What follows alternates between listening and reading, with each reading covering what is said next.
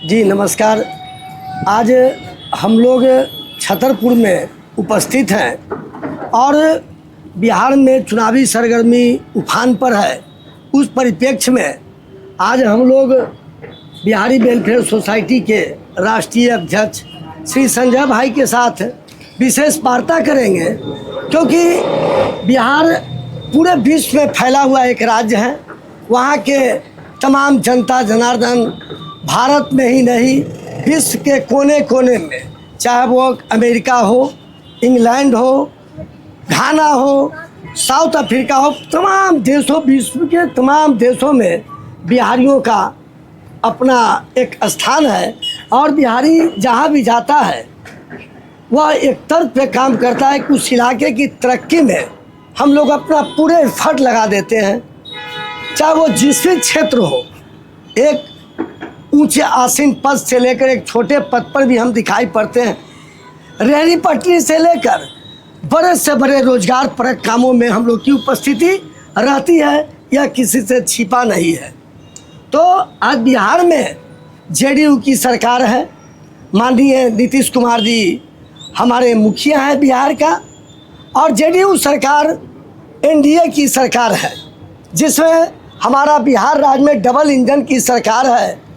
लेकिन भारत की आज़ादी के बाद से बिहार दिनों दिन पिछड़ता जा रहा है या पिछड़ रहा है।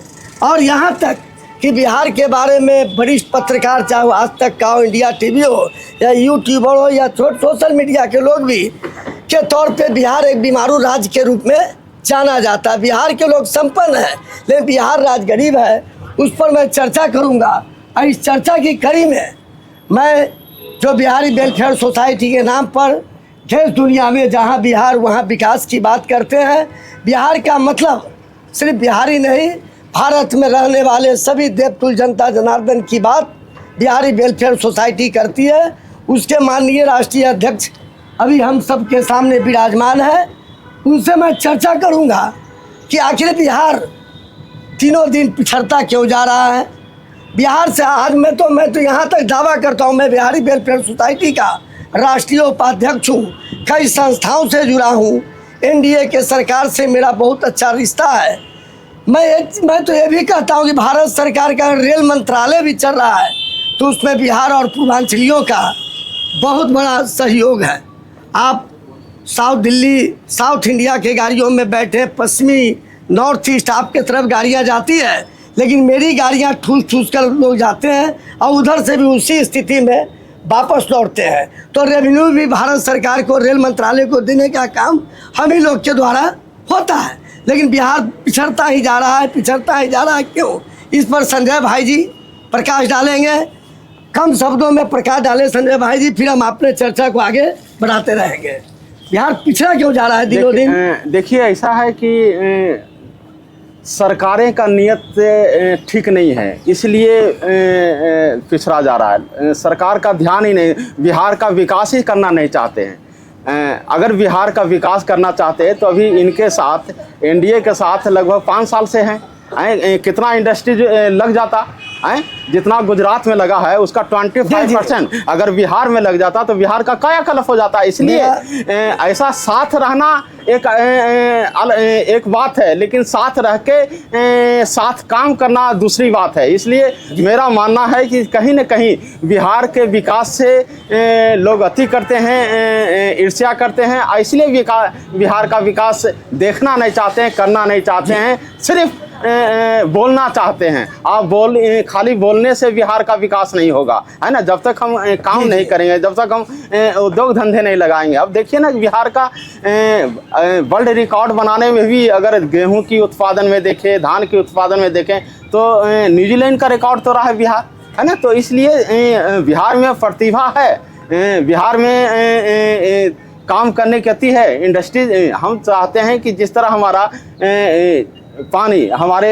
बिहार में पानी इतना है कि हम पानी से रिलेटेड बहुत उद्योग धंधे हम लगा सकते हैं। तो इसलिए ज़रूरत है कि केंद्र सरकार और जो अभी वर्तमान में जो बिहार सरकार में हैं, उनको थोड़ा सा आगे आके काम करना चाहिए। अभी भी लगभग 2-3 महीने हैं, तो उस 2-3 महीने में काम किया जा सकता है। जिस तरह अन्य राज्य, अब गुजरात में कितना इंडस्ट्रीज लग रहा है ना, तो इसको कहीं ना कहीं इस चीज़ को भी हमें देखना पड़ेगा कि जहाँ के लोग ज़्यादा पलायन हो रहे हैं वहाँ इंडस्ट्री लगाना पड़ेगा, है ना, तो इस पर ध्यान देना होगा। तो मैं कहना चाहूँगा आपके चैनल के माध्यम से, बिहार के पूरे भारत की राजनीतिक में गिरावट आई है। लोग एक पार्टी दूसरे पार्टी को बदनाम करने में लगी रहती है, जिससे बहुत समय ज़ाया हो जाया करता है। अभी बिहार की एनडीए सरकार है, वो लालू सरकार पर ही दिन भर ठिकरा तोड़ने का काम कर रही है, चाहे वो हमारे माननीय उप मुख्यमंत्री सम्राट चौधरी जी हो या उनके जितने भी लेवल के मिनिस्टर हैं। 25 साल पहले जंगल राज था, 2005 तक जंगल राज था, तो क्या उस जंगल राज को फिर से राम राज नहीं बनाया जा सकता था 20 सालों में? मैंने यही प्रश्न बिहार के माननीय मुख्यमंत्री श्री नीतीश कुमार जी के पोर्टल पर पूछा कि ठीक है, पिछली सरकार चोर थी, जंगल राज था, अराजकता एनआरसी की स्थिति थी, तो 20 सालों में क्या बदल दिया बिहार को? बिहार में शिक्षा मंत्री है, लेकिन शिक्षा के लिए हमारे बच्चों को, हमारे युवा छात्रों को कोटा जाना पड़ता है, दिल्ली में मुखर्जी नगर, कटवारिया सराय, जेएनयू आना पड़ता है, और रोजगार के लिए दिल्ली, पंजाब, साउथ के कई राज्यों में जाना पड़ता है। हमारे मंत्री को घूमने के लिए इंग्लैंड, अमेरिका, फ्रांस, तमाम जगह है। हमारे बच्चों को रेल में कितने कर्ज से आना पड़ता है, तो देखने का काम क्या आम जनता का है कि सरकार के नुमाइंदों का है? महाराष्ट्र में जो दिन अपमानित किया था, जो मराठी भाषा नहीं जानता उसको निकाल दिया जाएगा। आज बिहार में महाराष्ट्र के 1.5 से 2% लोग वहाँ बड़े बड़े रोजगार होटल के कामों में लगा है, क्योंकि हम बहुजन सुखाय, बहुजन हिताय की बात करते हैं, सर्वे भवन्तु सुखिनः सर्वे सन्तु निरामय की बात करते हैं, लेकिन लोग अपने क्षेत्रीयता का नाजायज फायदा उठाता है। इसके लिए हमारे राज्य के नेतागण, हमारे ब्यूरोक्रेट जिम्मेदार है। संजय भाई का मानना सही है, गुजरात में काम करने की क्षमता है, गुजरात सरकार लिविंग बात करती है, काम करने की नियत रखती है, लेकिन बिहार सरकार का नियत इसमें साफ दशा और दिशा दोनों में कमी है। अतः हमारा राज्य पिछड़ता जा रहा है। बिहारी वेलफेयर सोसाइटी जो एक संस्था है, वो दिनों दिन बिहार के आवश्यकता, जो वस्तु परक चीज़ें हैं, तरक्की की बातें, उस बात को करते हैं। आप जहाँ भी जाएं, आज मैं ये मानता हूँ कि बिहार में व्यापारी तो पलायन कर ही रहा। अभी कुछ दिनों पहले बिहार के जाने माने हमारे उद्योगपति खेमका साहब की हत्या हो गई। क्या इसके लिए सरकार और पुलिस जिम्मेदार नहीं है? तो बिहार की सरकार को नियत और नियति सही है करता है, तो बिहार में अच्छा, बिहार का अच्छा भविष्य होगा, अंतोगत वह पिछड़ता ही जाएगा।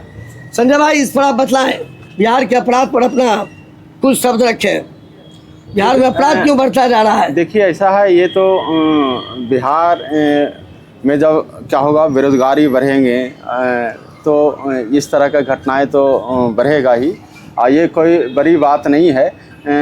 बिहार की घटना को मीडिया दिखाता है, अन्य अति गुजरात में पुल टूटा, उसकी मीडिया में आपने नहीं देखा होगा, लेकिन बिहार में थोड़ा सा भी कोई अति हो जाता है तो उसको दिखाया जाता है। बिहार में ये नहीं देखा जाता है कि गुजरात में जाने वाले ट्रेन खाली जाती है ना, लेकिन बिहार यूपी में जाने वाले इतने भीड़ में क्यों जाती है? तो सरकार को इस तरह अति प्रोजेक्ट पर ध्यान देने की ज़रूरत है। बहुत पूरी बात करने के लिए हम आपके चैनल को भी, आप सभी पत्रकार बंधुओं को भी मैं धन्यवाद देता हूँ। संजय जी को बहुत बहुत धन्यवाद। बिहारी वेलफेयर सोसाइटी आपका हार्दिक स्वागत, अभिनंदन करती है। बहुत बहुत धन्यवाद, शुभकामनाएं।